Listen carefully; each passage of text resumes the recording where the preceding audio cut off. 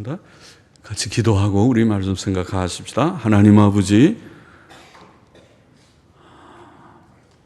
오늘은 성탄절을 맞아서 저희들이 또 한 번 예배당에 나와 주일 중간이지만은 하나님 앞에 예배의 단을 쌓고 감사의 찬송을 올리게 하시니 감사합니다. 흑암한 세상, 죄가 관영하고 슬픔과 죽음에 그늘진 세상에 주께서 기쁨을 주시고 평안을 주시고 생명을 주시고 무지한 저희들에게 창조자 하나님을 알게 하셨고 구주 예수 그리스도를 믿게 하셨고 우리가 얼마나 큰 죄인이며 참 가련한 존재임을 깨닫게 하여 주셨고 예수 그리스도 안에서 죄사함과 영원한 생명과 하나님의 자녀되는 특권과 또 이 광야 같은 세상을 살지만 저희들 홀로 두지 않으시고 창조자 하나님, 섭리자 하나님, 살아계신 주 하나님께서 저희들의 보호자가 되시고 인도자가 되시고 공급자가 되시고 또 모든 어려운 문제들이 있을 때마다 간구할 때에 기도를 들어주시는 분이 되시는 것을 믿게 하시고 체험케 하신 것을 감사합니다. 아버지여, 이 시간도 우리의 찬송과 경배와 영광을 받으시옵시며 그리고 여기에 오늘도 모인 사랑하는 심령들 한 심령 한 심령도 헛되이 왔다가 가는 이가 없게 하여 주시고 다 주의 사랑 가운데 영광을 받으시고 큰 은혜와 교훈과 복을 주시고 믿음의 부요함을 주시고 주님을 사랑함을 더욱 주시고 형제를 사랑함도 주시고 또 이 복잡한 세상을 살지만은 하나님의 뜻대로 바로 살다가 주께서 예비하신 영광의 천국을 소망하다가 주의 부르심을 다 받는 자들이 되게 하여 주옵소서. 아버지여, 이 시간도 부족하고 미천한 종에게 주의 귀한 말씀을 조금 전할 힘을 주시고 하나님의 영광과 또 영혼들, 주의 택한 영혼들의 구원과 또 주님 모두들의 유익을 위하여 말씀을 감히 전할 힘을 주옵시기를 소원합니다. 감사하며 예수님의 이름으로 기도하옵나이다. 아멘. 아멘. 세상에는 두 개의 세계관이 있습니다. 그 두 세계관은 매우 다릅니다.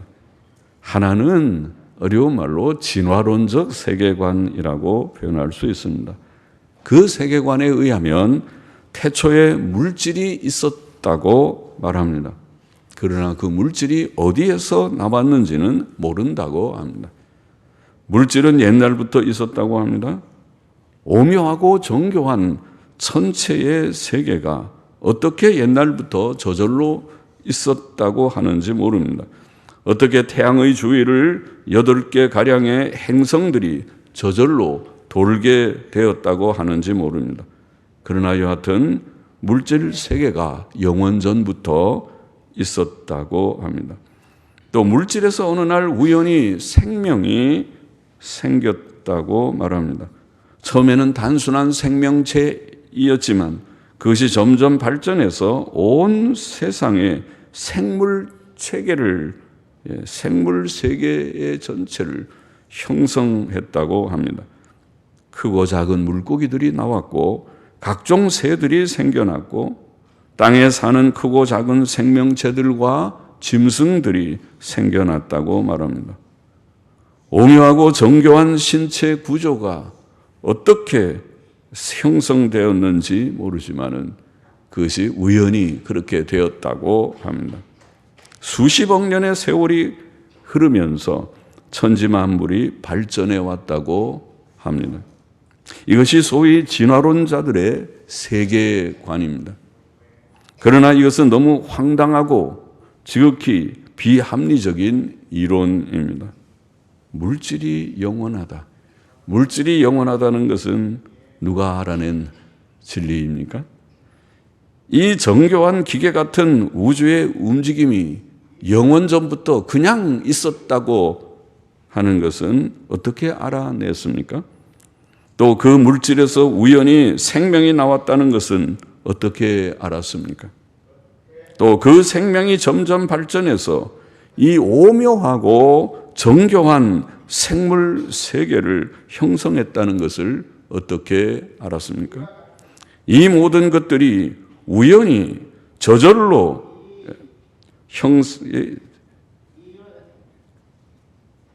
이루어졌다고 하는 것은 이치에 맞지 않는 황당한 이론일 뿐입니다.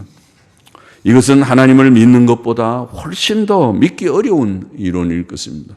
우리가 아는 대로 물질이라는 것, 아무 생명 없는 이런 물질, 돌이나 흙이나 나무는 그래도 생명이 있어서 자라지만은 이런 무생물이라고 우리가 말하는 이런 물질에서 우연히 이렇게 오묘하고 정교한 세계가 척척 발전해서 나왔다고요? 그래서 거기서 생명체도 나오고 이렇게 오묘한 생명 세계가 형성이 됐다고요? 오늘 우리는 과학의 시대에 살기 때문에 인간의 신체 구조가 얼마나 신비한지 때때로 텔레비를 통해서 많이 알죠. 무슨 게놈의 그런 지도를 그린다느니 읽었다느니 사람 속에 유전자가 어떠느니 웬만하면 그런 얘기들을 많이 들었을 것입니다. 얼마나 신체 구조 속이 이것이 오묘하고 정교한 그런 구조로 되어 있는지 이 세계는 말할 것도 없고 이 세계와 우리 모든 생물체의 구조와 모든 이 오묘한 세계가 우연히 됐답니다. 물질에서부터 발전해서 이렇게 오묘한 것이 됐다. 와, 그것을 믿으랍니다. 하나님은 믿지 말고 그것을 믿으랍니다. 이것이 소위 진화론적인 세계관입니다. 더욱이 이 진화론적인 세계관에서는 사람에게 삶의 목적이 있을 수 없습니다. 모든 것이 자연에서 와서 자연으로 돌아가는 것뿐입니다. 그것은 허무한 사상입니다. 결국 존재 세계는 허무하고 무로 돌아가는 세계일 뿐입니다. 또 거기에는 도덕성도 있을 수 없습니다. 사람이 왜 정직하고 선하고 진실해야 하는지 이유가 없습니다. 또 사람은 왜 고통을 참아야 하는지, 왜 고통 중에 자살하면 안 되는지, 또 사람은 왜 가정과 사회에서 자기의 책임을 다해야 하고 법과 관습과 규범을 깨트리고 자유롭게 살면 안 되는지 이유가 없습니다. 이것이 진화론적인 세계관입니다. 그러나 또 하나의 세계관이 있습니다. 그것은 성경이 계시한 세계관입니다. 그것은 창세기 1장 1절 성경의 맨 처음에 나오는 첫 구절에서 계시된 세계관입니다. 태초에 하나님이 천지를 창조하시니라. 성경처럼 그렇게 시작하지요. 이것은 하나님께서 영원하시며 전지전능하시며 그 영원하신 하나님께서 천지 만물을 창조하셨다고 하는 말씀으로 시작되는 세계관입니다. 물질은 영원하지 않습니다. 하나님께서 그것을 만드셨습니다. 천지 만물은 오묘한 목적성과 규칙성을 가지고 있는데 그것은 완전하신 하나님께서 어떤 목적을 가지고 만드셨기 때문입니다. 천지 만물의 존재와 그 목적성과 규칙성이 완전하신 하나님의 존재를 증거합니다. 영원하신 하나님께서 세상에 존재하시는가? 그런 물질이 영원한 것이 아니고 과연 완전한 신이 존재하시는가? 예, 그렇다고 우리는 대답합니다. 그 증거가 있는가? 예, 있다고 성경에 근거해서 대답합니다. 성경은 그 증거를 하나님의 계시와 기적이라고 말합니다. 하나님께서는 자기가 창조하신 아담과 하와, 천지 만물을 창조하시고 맨 마지막 날 창조하신 첫사람 아담과 하와에게 자신을 계시하셨고 내가 너를 지었다. 내가 너를 지었다. 그들과 대화하셨다고 성경은 말합니다. 그 이후 하나님께서는 노아에게, 아브라함에게, 모세에게, 그리고 사무엘, 다윗, 엘리야, 다니엘 등 수많은 선지자들에게 자신을 계시하셨다고 성경은 말합니다. 그렇죠? 우리는 신이, 영원한 신이 계신 것을 알 수 없지만은 그가 만일 나타나서 자기를 드러내셔서 계시하셔서 내가 창조자다 하는 것을 알게 하시고, 또 그가 창조자이신 것을 충분히 우리가 믿을 수 있도록 이성적으로 납득할 수 있도록 증명하신다면, 증거하신다면 그를 믿을 수 있습니다. 그렇게 하셨다는 것입니다. 그는 많은 기적들을 통해 자신이 하나님 되심을 증거하셨습니다. 진화론은 황당한 추측, 추론, 가설에 불과하지만, 그래서 유명한 진화론을 처음 주창한 다윈이라고 하는 사람은 사람의 종들의 기원이라고 하는 책은 이럴 것이다, 이럴 것이다. 영어로 말하면 might be, 이러할 것이다. maybe도 아니고 might be. 이런 표현들이 가득하다고 알려져 있지만 성경에 게시된 세계관은 많은 증거들로 확증된 진리입니다. 더더욱 성경적 세계관에는 사람들의 삶의 목적이 있습니다. 사람은 왜 태어났으며 왜 살아야 하는지에 대한 대답이 있습니다. 또 사람의 죽음이 무엇이며 죽음 너머에 무엇이 있는지에 대한 대답도 있습니다. 이 세계관에 의하면 사람은 본질적으로 짐승과 다릅니다. 짐승은 삶의 목적이 없습니다. 짐승은 다른 짐승을 잡아먹기도 하고 잡혀 먹히기도 하고 그렇게 사는 것입니다. 또 성경적 세계관에는 도덕성이 있습니다. 하나님께서는 사람에게 도덕을 주셨다고 성경은 말합니다. 도덕은 사람이 바르게 살아야 할 규범입니다. 사람은 하나님을 경외하고 사랑하고 그리고 인간 사회 속에서 바르고 정직하고 선하고 거짓말하지 말고 진실하게 살아야 한다고 성경은 가르칩니다. 그것이 도덕성입니다. 그것이 없으면 인간답지 못하다고 성경은 말합니다.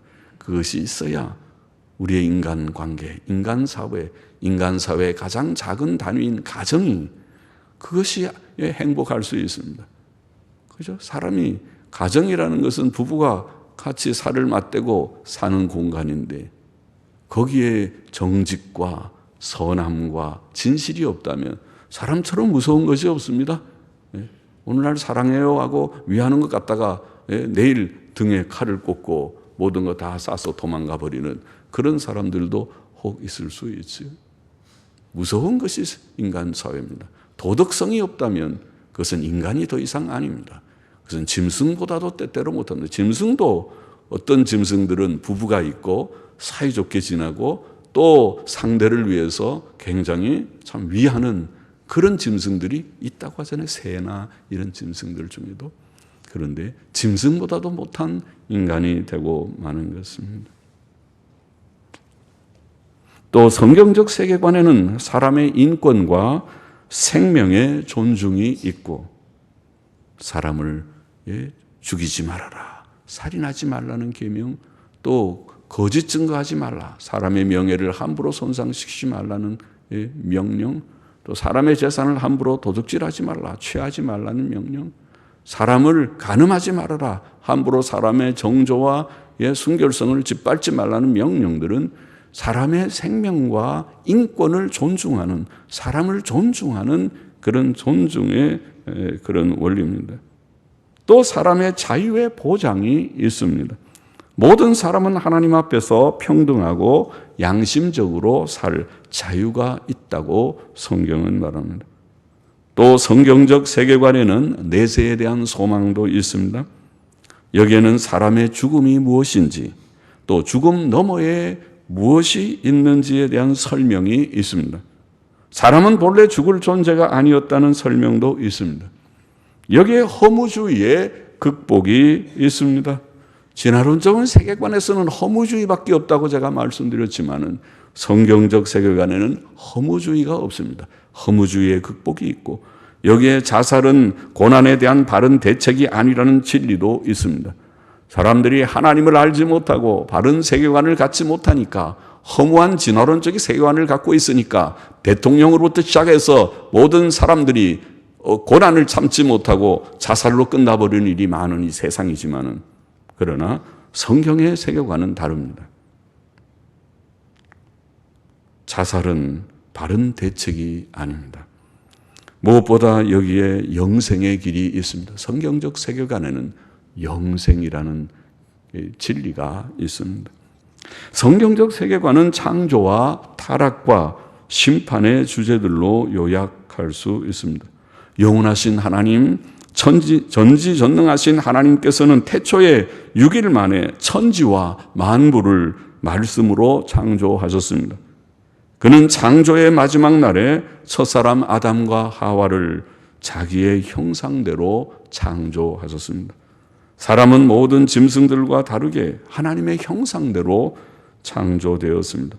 사람은 결코 유인원들이 진화해서 된 존재가 아닙니다. 동물원이나 사파리에서 볼 수 있는 우랑우탕이나 무슨 그런 원숭이 계통의 사람과 비슷한 약간의 지능이 있어서 사람처럼 손을 쓰면서 움직이고 하는 그런 짐승이 발전해서 된 존재가 아니라는 말입니다. 사람은 짐승과 그 본질이 다른 존재입니다. 그것은 짐승의 피가 사람에게 수혈될 수 없다는 것에서 아마 단적으로 증명될 것입니다. 첫사람 아담과 하와는 하나님의 법을 어김으로 범죄했고 하나님의 경고하신 대로 죽게 되었습니다. 아담의 모든 자손들은 다 죄인의 신분으로 또 죄성을 가지고 태어나며 따라서 다 죽습니다. 죄인으로 태어나고 죄성을 가지고 죄를 짓다가 마침내 어떤 때는 어릴 때, 어떤 때는 소년 때, 청년 때, 그리고 어떤 때는 장년에, 노년에 죽습니다. 단지 에녹과 엘리야만 예외로 죽음을 보지 않고 승천하였습니다. 물론 예수님은 물론 예외이지만 모든 사람은 다 죄인이며 모든 사람은 다 죽습니다. 사람은 이 세상 사는 동안 죽는 존재입니다. 인류 역사상 옛 세상은 사람들의 죄악의 가득함 때문에 심판을 받아 물로 멸망을 당한 바가 있었습니다. 이것이 우리가 아는 창세기 6장부터 8장에 기록된 노아 시대의 홍수 심판의 사건이었습니다. 사람들은 매우 음란하였고 매우 강포하였다고 그 시대를 성경은 증거합니다. 하나님께서는 그 세상을 홍수로 멸망시키셨고 노아의 8 식구만 그 홍수 심판을 면하게 하셨고 그 노아의 8 식구로 말미암아 세상의 사람들과 새들과 짐승들이 보존되게 하셨습니다. 하나님께서는 마지막 심판도 경고하셨습니다. 이번에는 물로가 아니고 불로 심판하실 것이라고 말씀하셨습니다. 그는 불의 전쟁뿐 아니라 우리가 예견하는 대로 앞으로 3차 세계대전이 혹 일어난다면, 아마 일어나겠지만 어느 날 일어난다면 지구는 1, 2차 세계대전과 비교할 수 없는 불의 전쟁을 경험하게 될 것이다. 불의 전쟁뿐 아니라 최종적으로 지옥 불못으로 심판하실 것을 경고하셨습니다. 현 세상은 또다시 노아 시대처럼 음란하고 강포해지는 음란과 강포로 매우 부패하고 있습니다. 그 단적인 증거는 아마 TV의 영화나 드라마나 이런 것들의 경향이겠죠. 요즘 TV나 요새 영화라고 하는 영화들의 특징 중에 한 특징은 선정적인 거 하나하고 폭력적인 거. 폭력적인 것도 웬만큼 폭력이면 재미가 없어서 전부 잔인하고 점점 폭력적인 그런 스토리가야 사람들의 관심을 끄는 것 같은 시대가 아닌가 염려하는데, 이것이 노아 시대의 특징이었고 음란과 강포, 오늘 말세에 하나님의 마지막 심판을 앞두고 있는 세상의 특징일 것입니다. 음란과 강포. 오늘 읽은 요한복음 3장 16절 본문은 죄악된 세상, 멸망받을 세상에 주신 하나님의 복된 소식입니다. 그것은 하나님의 사랑에 대한 소식이며 하나님의 독생자 예수 그리스도에 대한 소식이며 그를 믿음으로 멸망치 않고 영생을 얻는 것에 대한 소식입니다. 그것은 멸망하는 세상에 주신 하나님의 선물입니다.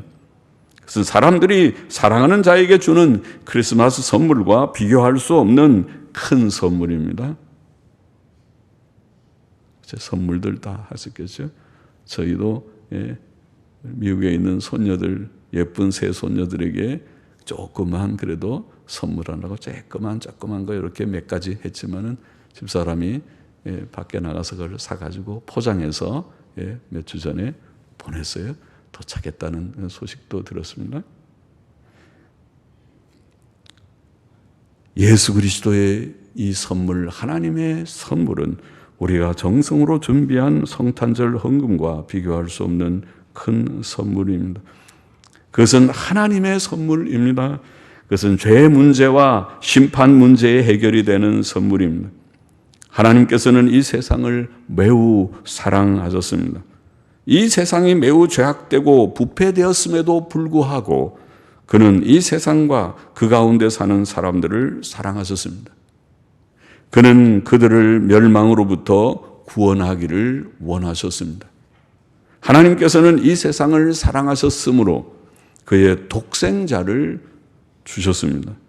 그의 독생자를 주셨다는 말은 그의 독생자를 이 세상에 보내주셨다는 뜻입니다. 예수 그리스도께서는 하나님의 독생자이십니다. 그는 영원 전부터 하나님의 아들이십니다. 그는 하나밖에 없는 외아들이셨습니다. 저처럼 저도 아들이 하나밖에 없지만은 하나님께서는 하나밖에 없는 독생자를 주셨습니다. 그는 피조물이 아니시고 하나님의 영원하신 아들이십니다. 물론 우리는 이 사실을 다 이해할 수 없습니다. 이것은 매우 하나님의 신비에 속한 일입니다. 하나님께서 언제 그리고 어떻게 아들을 낳으셨는지 우리는 알지 못합니다. 우리는 삼위일체의 신비를 알지 못합니다. 그러나 성경의 증거대로 우리는 예수 그리스도께서 참된 신성을 가진 분이라는 것을 그의 신적인 명칭과 그의 신적인 속성과 그의 신적인 사역과 그의 신적인 영광을 통해 성경에 증거된 풍성한 많은 증거들을 통해서 확실히 알 수 있습니다. 예수 그는 단순한 유대인의 청년이 아니고 하나님의 아들이 사람이 되신 분이 확실하다. 우리가 성경의 증거를 신뢰한다면 성경의 모든 많은 증거들, 지어낸 것이 아니고 목격자들의 증거들을 신뢰한다면 예수님에게는 하나님, 크신 하나님, 영원하신 하나님이라는 명칭이, 참되신 하나님이라는 명칭이 돌려지고 있고, 예수님은 하나님만 하실 수 있는 모든 전지의 그런 속성, 영혼의 속성을 가지고 계시고, 그는 또 하나님만 하실 수 있는 많은 기적들을, 사람이 할 수 없는 일들을 친히 행하셨고, 그리고 하나님의 영광을 받으셨습니다. 하나님께서 그의 독생자를 주셨다는 말은 그의 독생자를 십자가에 죽게 내어주셨다는 뜻도 가지고 있습니다. 그것은 그를 이 세상에 사람으로 보내주신 목적이기도 합니다.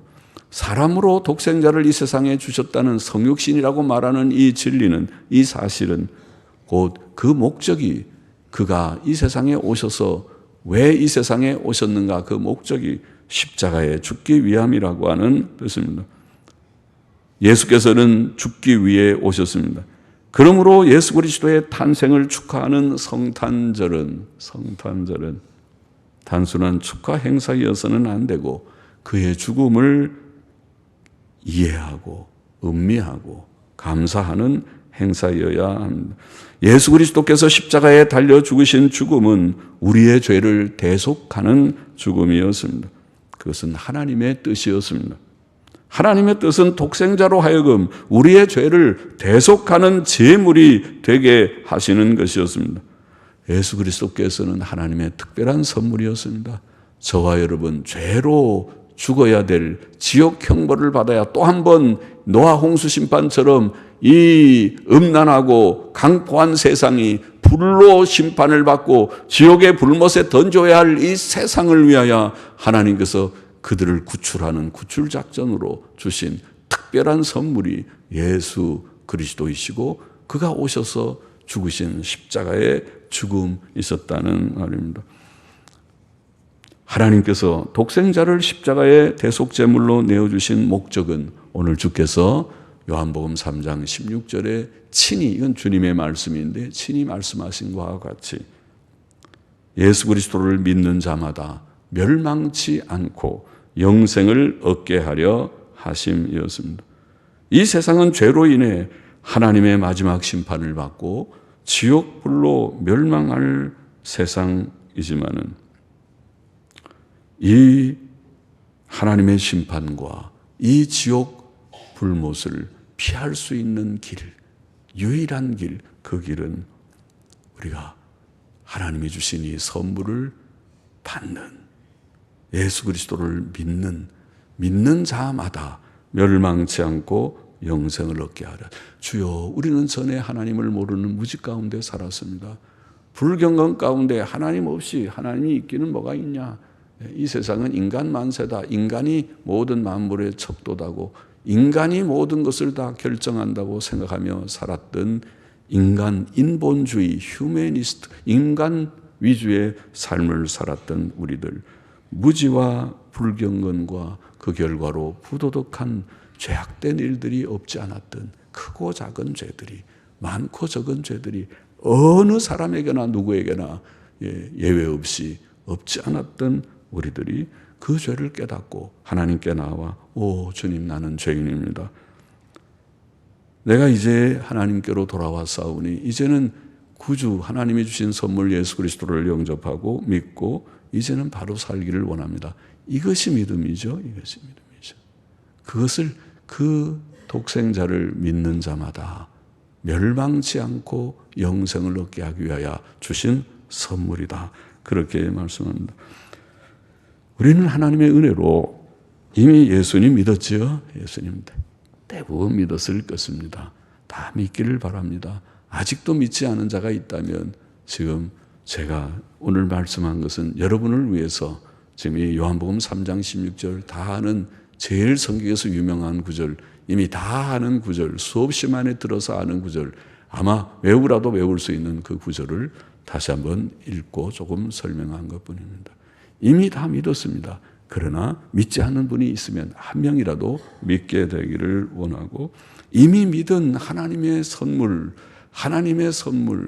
오늘 제가 전하는 선물 예수 그리스도가 어떤 선물인지, 얼마나 귀한 선물인지, 우리가 하나님께 무슨 선물을 드린 것이 아니고, 저는 제 생애를 드렸다고 어릴 때부터 나는 크면 목사 된다. 그래서 장난삼아 말하는 것 같이 아무 별 생각 없이 말하는 그 말대로 목사가 일찍 되고, 그렇게 시원찮은 목사의 일생이 이 합정동에서 다 지나고 이제 생을 마감이라고 사역을 마감할 때가 이제 가까이 오는 때에 있지만은, 내가 주님을 위해서 한 것이 무엇인가 볼 때 부끄러운 것밖에 없지만은, 여러분은 주님을 위해서 무엇을 했습니까? 어떤 선물을 혹 드렸습니까? 그러나 하나님께서는 우리를 위하여 하나밖에 없는 독생자를 주셨다. 그것은 하나님의 선물이고 놀라운 선물이고, 그 선물은 우리가 무엇으로도 갚을 수 없는 선물이다. 하나님이 사람이 되어 오셨고 우리를 위하여 십자가의 희생제물, 속죄제물이 되셨다. 그 사실을 이 성탄절에 다시 한번 마음에 깊이 내가 음미하고, 하나님의 놀라운 선물이로다. 내가 이 선물에 억만무지라도 보답하는 양으로 나도 주를 위해서 살다가 가리라. 이 결심이 저와 여러분 속에 다시 한번 후릴듯 일어나기를 소망합니다. 기도하십시다. 하나님 아버지, 부족한 종이 이제도 이 말씀을 조금 증거케 하심을 감사하며, 증거된 말씀이 들은 사랑하는 모든 회중들의 심령 속에 생명이 되고 또 복이 되어서 정말 하나님의 선물이 무엇이며 성탄의 의미가 무엇이며 예수 그리스도께서 왜 이 세상에 오셨고 십자가에 죽으셨는지를 깨닫고 주님 앞에 억만분지라도 응답하며 주를 위하여 살기를 결심하며 이제 하나님의 뜻대로 경건하게 도덕적이게 또 하나님의 영광을 위하여 사는 우리 모두들이 될 수 있도록 하나님께서 이 말씀을 나눈 모든 자들이 그러한 삶을 살 수 있도록 굳은 결심을 주시고 또 그런 남은 우리의 삶을 허락하여 주옵소서. 예수님의 이름으로 감사하며 기도하옵나이다. 아멘. 예, 아멘.